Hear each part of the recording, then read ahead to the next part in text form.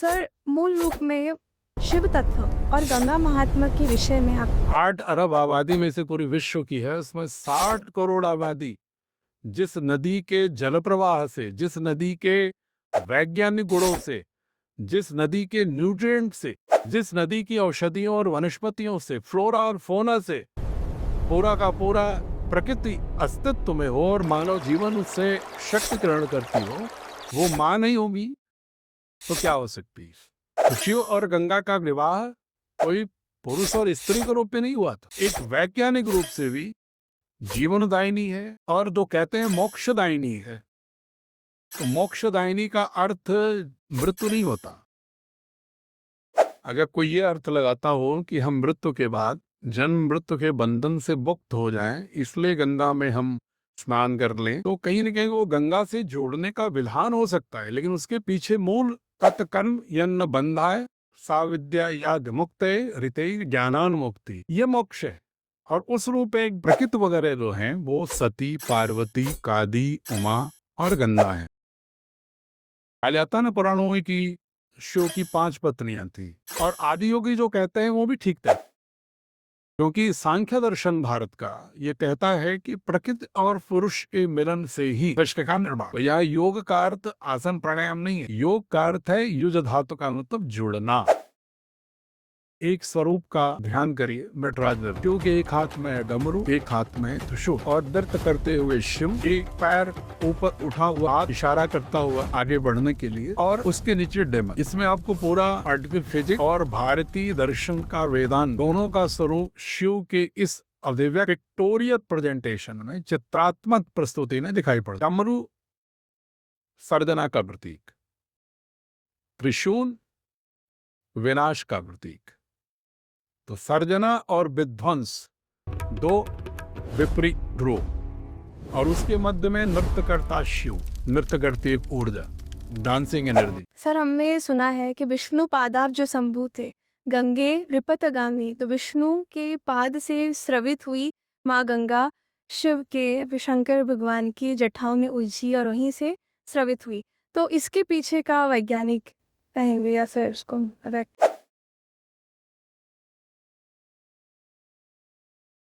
नमस्कार, हमारे साथ है भारतीय शिक्षा बोर्ड के चेयरमैन और पूर्व IAS officer doctor Narendra Prasad Singh. Sir, आपका स्वागत है। जी प्रणाम। प्रणाम। और मूल रूप से हम गंगा माँ के विषय में उनसे जानना चाहेंगे। सर, मूल रूप में शिव तत्व और गंगा महात्म्य के विषय में आपके क्या विचार? शिव के विषय में अगर हम भारतीय वाङ्मय के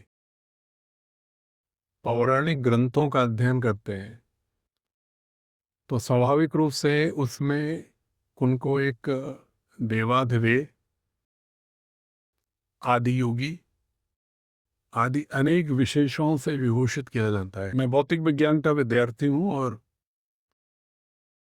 भारतीय दर्शन और विज्ञान दोनों को सम्मानित करते हुए अगर मैं शिव तत्व के विषय में उसके बोध को अभ्यंतरित करने का प्रयास करता हूं, तो मैंने ये अनुभूति किया है कि शिव तत्व अमूर्त ब्रह्म का मूर्त स्वरूप, मैनिफेस्टेशन ऑफ ब्रह्म। जो उपनिषदों ने ब्रह्म की अवधारणा की, जिस ऐसे परम चेतना और परम तत्व की संकल्पना की जो प्रत्येक सृष्टि के प्रत्येक अवयव के उद्भव, पोषण और विनाश का कारण होता है, ऐसी परम शक्ति, परम तत्व, परम चेतना को उन्होंने ब्रह्म के रूप में संज्ञायित किया। शिव उसी दार्शनिक अमूर्त ब्रह्म के आम जनता तक सीधे उस भाव को पहुंचाने के लिए एक अभिव्यक्त स्वरूप है, एक प्रकटीकरण है उसके, जिसको इंग्लिश में कहते हैं मैनिफेस्टेशंस ऑफ ब्रह्म। अगर आप इसको इस रूप में देखें कि जो आज की पार्टिकल फिजिक्स वो ये कहती है कि ब्रह्मांड का प्रत्येक कण एक नृत्य करती ऊर्जा है, दो विपरीत ध्रुवों के मध्य, निरंतर गतिशील, निरंतर प्रगतिगामी। ये अवधारणा 20वीं सदी के उत्तरार्ध और 21वीं सदी के वर्तमान जो सब एटॉमिक वर्ल्ड के फिजिसिस्ट हैं, उनके शोध में आता है। अब आप शिव के एक स्वरूप का ध्यान करिए, नटराज नृत्य। शिव के एक हाथ में है डमरू, एक हाथ में है त्रिशूल, और नृत्य करते हुए शिव एक पैर ऊपर उठा हुआ, हाथ इशारा करता हुआ आगे बढ़ने के लिए, और उसके नीचे डेमन। इसमें आपको पूरा आर्टिकल फिजिक्स और भारतीय दर्शन का वेदांत दोनों का स्वरूप शिव के इस अभिव्यक्त पिक्टोरियल प्रेजेंटेशन में, चित्रात्मक प्रस्तुति में दिखाई पड़ जाए। डमरू सर्जना का प्रतीक, त्रिशूल विनाश का प्रतीक। तो सर्जना और विध्वंस दो विपरीत ध्रुव, और उसके मध्य में नृत्य करता शिव, नृत्य करती एक ऊर्जा, डांसिंग एनर्जी। और दाहिना हाथ जो संकेत करता है कि निरंतर प्रगतिगामी, स्थिर नहीं। Every particle in the cosmos is an oscillating wave between two opposite pole, ever progressive ever land. ये जो बोध है, ये पूरा एक पार्टिकल फिजिक्स में एक पार्टिकल के अस्तित्व का जो कारण होता है कि वह तरंगवत ऊर्जा जो दो भिन्न ध्रुवों के मध्य में निरंतर गतिशीलता के साथ, प्रगतिगामिता के साथ प्रवाहमान रहती है, वही अस्तित्व का कारण है। और यही शिव तत्व को इस चित्र के माध्यम से, नटराज नृत्य के माध्यम से ऋषियों ने, ऋषि प्रज्ञाओं ने इसको हमें अभिव्यक्त किया।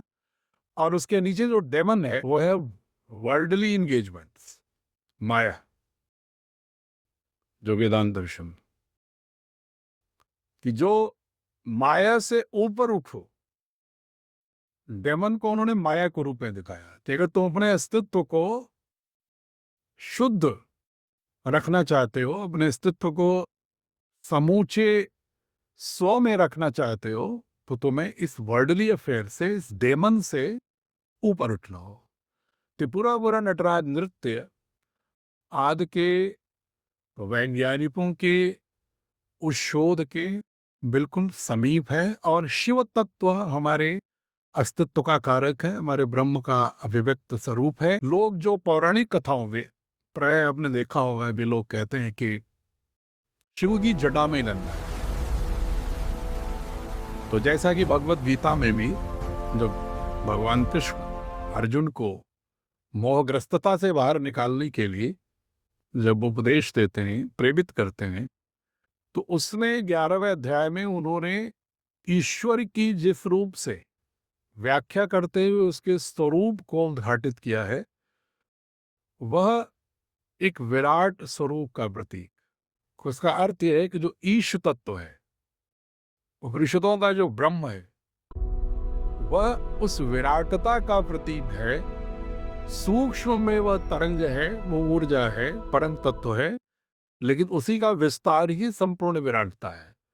संपूर्ण वैश्विक विराटता, सृष्टि की के समस्त सावयव उसमें समान। तो इसलिए शिव तत्व मूलतः, मैं पुनः उसी बात को कहूंगा, वैज्ञानिक रूप से, दार्शनिक रूप से, आध्यात्मिक रूप से पूरे सृष्टि की आत्मा है, सृष्टि के केंद्र में है, उसके अस्तित्व का कारक है। और बाकी जितने भी घटक हैं, चाहे जटा में गंगा है, चाहे ऊपर चंद्रमा है, चाहे भले में नाग है, या उनका नटराज है, यह उस ब्रह्म तत्व के विराटता को अभिव्यक्त करने का एक प्रतीकात्मक माध्यम है। It's a symbolic form. ये वो बता सकें कि शिव तत्व एक विराट है। और आदि योगी जो कहते हैं वो भी ठीक कहते हैं, क्योंकि सांख्य दर्शन भारत का ये कहता है कि प्रकृति और पुरुष के मिलन से ही सृष्टि का निर्माण होता है। तो यह योग का अर्थ आसन प्राणायाम नहीं है। योग का अर्थ है युज धातु का मतलब जुड़ना। तो जो प्रकृति है, और पुरुष का मतलब मेल जेंडर नहीं, पुरुष का मतलब है सांख्य दर्शन का पुरुष एक परमात्मा परम तत्व का प्रतीक है। तो जब प्रकृति और पुरुष का मिलन होता है तो सृष्टि का प्रारंभ होता है।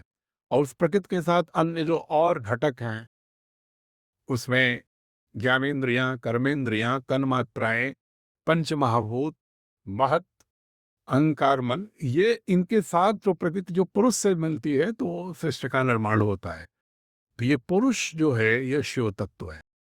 और प्रकृति वगैरह जो हैं वो सती, पार्वती, कादी, उमा और गंगा है। कहा जाता है ना पुराणों में कि शिव की 5 पत्नियां थी। तो शिव कोई मनुष्य नहीं थी, उन्होंने 5 शादियां की थी, बल्कि ये 5 तत्व हैं जो परम चेतना के साथ मिल करके सृष्टि को विविधता का स्वरूप देता है।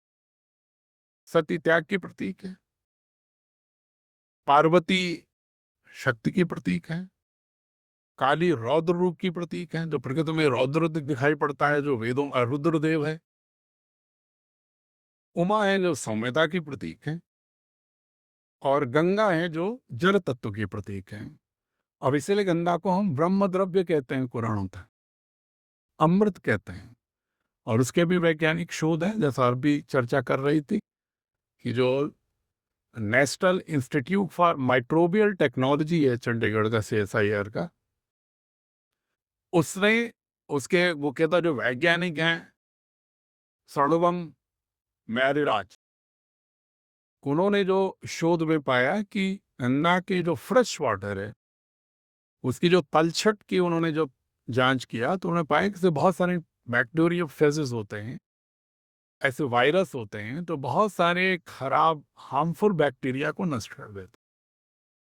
और उसके जो सेडिमेंट्स हैं जो गंगा वाटर के साथ, उसके साथ आप देखेंगे जो वर्षा ऋतु में भी बहुत सारे लोग गंगा में आके स्नान करते हैं, गदली गंगा।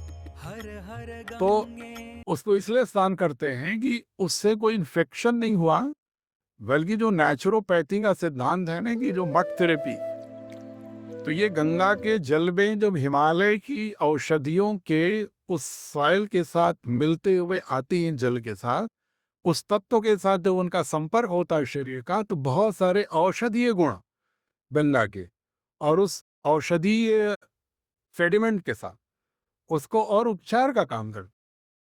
और जब बहुत ही डिटेल विस्तृत मेटाजीनोम और वायरोन्स का अध्ययन किया गया गंगा के वाटर का, तो उसमें पाया गया इसमें इतने अलग अलग तरह के वायरस हैं जो अपेथिक, डायरिया, डिसेंट्री, मेनिंजाइटिस, इन तमाम रोगों के उपचार के लिए भी उनका प्रयोग किया जा सकता है। इसमें शोध और तेजी से आगे बढ़ते जा रहे हैं। तो गंगा हमारी भारतीय संस्कृति की आत्मा है। गंगा हमारी समस्त आर्थिक प्रगति की मेरुदंड है। गंगा हमारी समस्त सामाजिक संरचनाओं को संरचित करने की, बुनने की एक बहुत ही मातृसदृश शक्ति है। गंगा हमारे सांस्कृतिक प्रवाह को प्रवहमान सदियों से रखने की आदिशक्ति है। और गंगा एक वैज्ञानिक रूप से भी जीवनदायिनी है, और जो कहते हैं मोक्षदायिनी है। तो मोक्षदायिनी का अर्थ मृत्यु नहीं होता। अगर कोई ये अर्थ लगाता हो कि हम मृत्यु के बाद जन्म मृत्यु के बंधन से मुक्त हो जाएं, इसलिए गंगा में हम स्नान कर लें, तो कहीं न कहीं वो गंगा से जोड़ने का विधान हो सकता है, लेकिन उसके पीछे मूल प्रवाह विचार का ये है कि गंगा मोक्षदायिनी इस रूप में है कि जिस प्रकार से गंगा गोमुख से निकलकर, हिमालय से निकलकर निरंतर बंगाल की खाड़ी तक, समुद्र तक एक निर्बाध गति से गतिमान होती है, समस्त प्रतिरोधों को समाप्त करते हुए, उसी तरह से मनुष्य अपने जीवन में अपनी इंद्रियों के प्रवाह को जो अवरोध पैदा करती इंद्रियां हमें आगे बढ़ने से, उनसे मुक्त होते हुए एक अविरत गति से जीवन की मुख्य धारा के साथ प्रवाह करते हुए विराट समुद्र रूपी ब्रह्म में समाहित हो रहे। तो ये उसका एक विशाल एक आध्यात्मिक स्वरूप है इसका। ये मोक्ष का मतलब ये नहीं होता कि मृत्यु के बाद आप जन्म और मृत्यु के बंधन बने हैं, बल्कि मोक्ष है जो आपको आसक्त रहित हो जाए और आपकी गतिशीलता, गतिमानता, प्रवाह में किसी प्रकार का अवरोध न हो जाए। ऋते ज्ञानान मुक्ति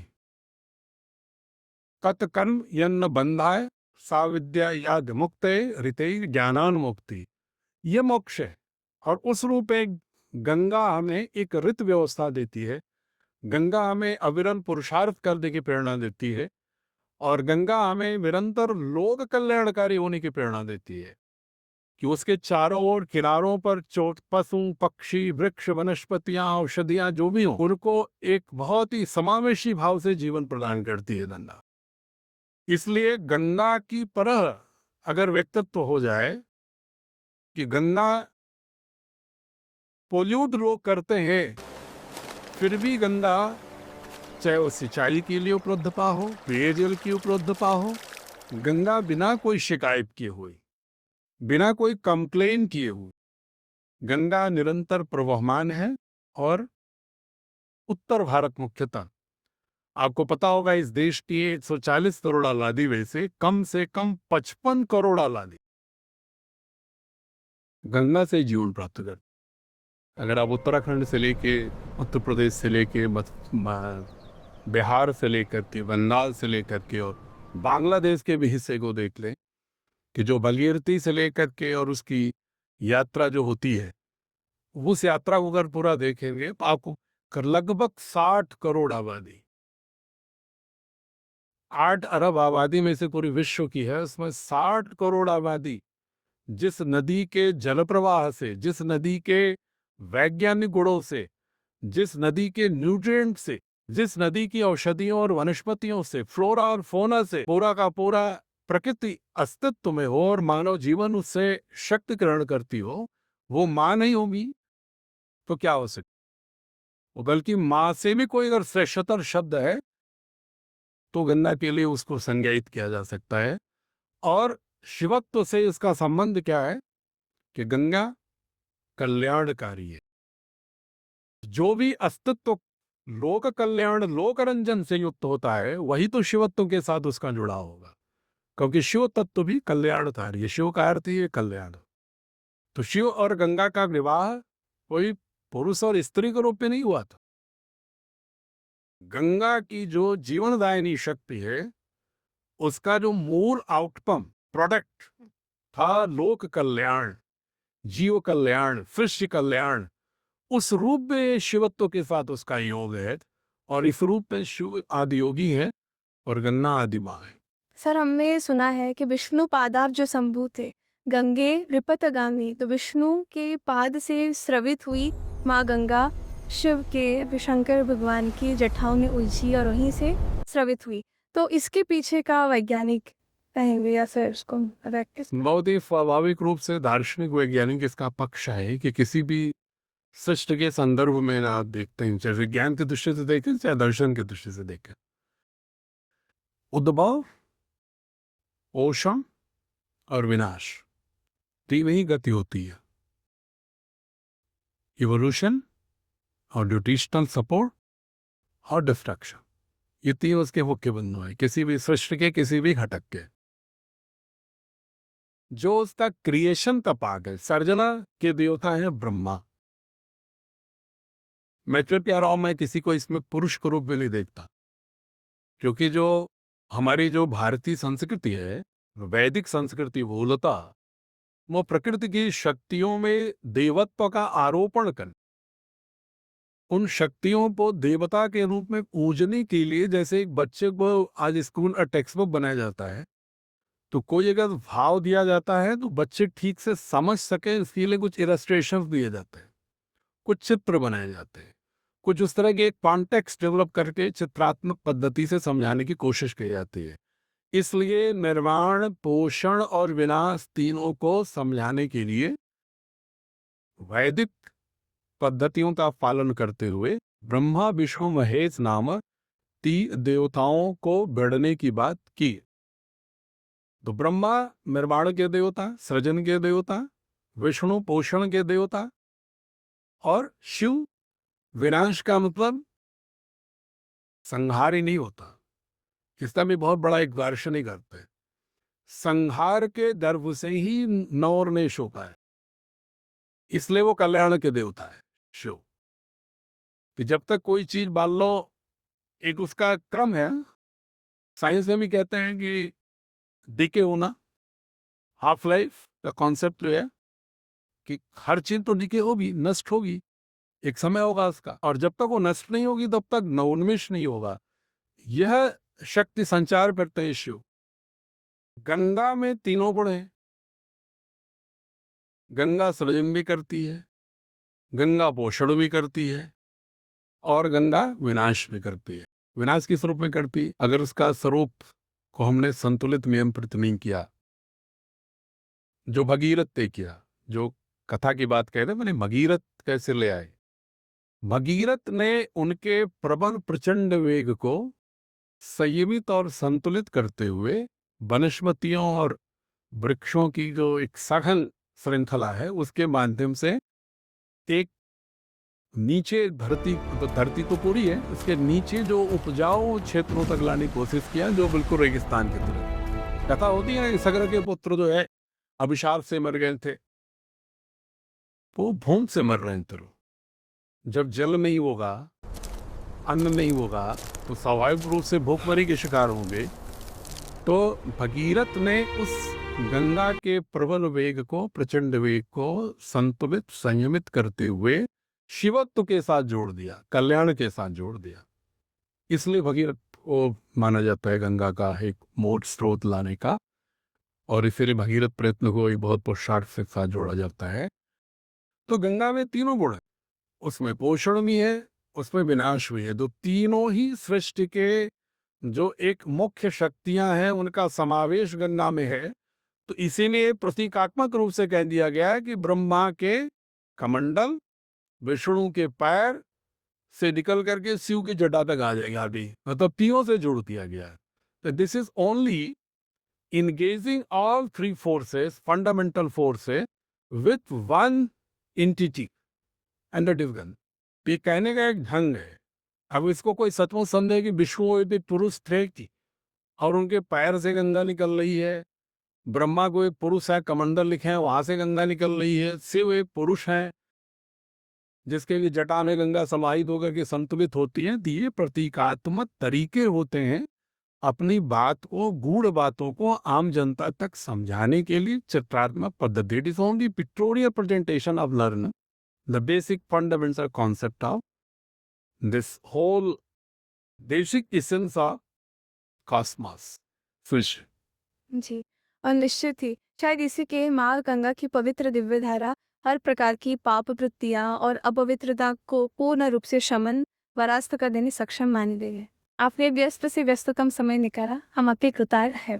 बहुत